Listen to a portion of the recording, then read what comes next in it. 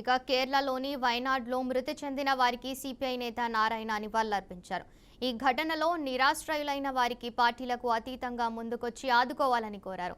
ప్రకృతి విపత్తులో గాయపడిన వారు త్వరగా కోలుకోవాలని ఆకాంక్షించారు.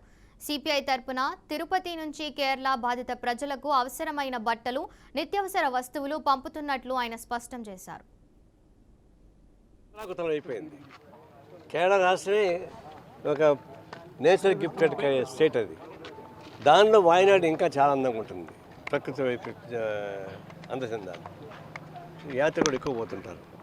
అలాంటిది ఆ కొండ చర్యలంతా విరగబడిన తర్వాత మొత్తం ఇండ్లే మాయమైపోయినాయి, మనుషులు మాయమైపోయారు. ఆ బురదలో ఇరుక్కుపోయారు. చాలా నష్టం జరిగింది. అది ప్రజల మానవ ప్రాణాలతో పాటు ఆస్తులతో పాటు ప్రకృతి వైపు జరిగిపోయింది. దీని మీద రాజకీయ అభిప్రాయాలకు అతీతంగా అందరూ కలిసి కాపాడాల్సిన పరిస్థితి ఏర్పడింది. మానవ దృక్పథంతో ప్రజలు ముందుకొచ్చి సహాయం చేయాలి. నేను రాజకీయాలు ఎంపిక చేయడానికి వీల్లేదు. అందువల్ల మేము పిలిపించాము. ఈ బియ్యం, బట్టలు, పుస్తకాలు ఇవన్నీ సేకరించమని చెప్తే అన్ని చోట్ల నుంచి పంపిస్తున్నారు. విజయవాడ నుంచి ఒక లారీ బియ్యంతో పాటు బట్టలు, పుస్తకాలు అది పంపిస్తున్నారు. ఇంకా చాలా ఉన్నాయి. ఇంకొక లారీ మళ్ళీ పోతుంది. అంటే ప్రత్యేకంగా నేను విజ్ఞప్తి చేసింది అక్కడ లేడీస్ సంబంధించిన విషయాలు డ్రెస్ కావాలని అడుగుతున్నారు వాళ్ళు.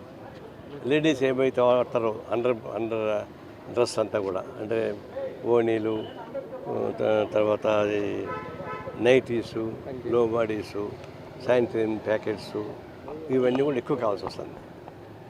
లుంగీలతో పాటు చాలా పంపిస్తున్నాం. ప్రత్యేకంగా లేడీస్ ఉపయోగించేటువంటి అండర్ గార్మెంట్స్ కావాలనిపిస్తుంది కోరుతున్నారు.